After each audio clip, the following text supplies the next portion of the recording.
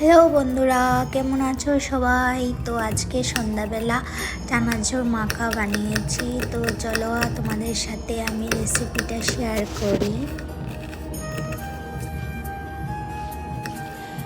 তো প্রথমেই পেঁয়াজগুলাকে কুচি কুচি করে কেটে নিয়েছি, তারপর টমেটোগুলাকেও কুচি কুচি করে কেটে নিচ্ছি। তো এখানে আমি পুরো টমেটোটা দেব না, যেহেতু আমার চানাচুর একটু কম আছে, তার জন্য হাফটাই দিলাম।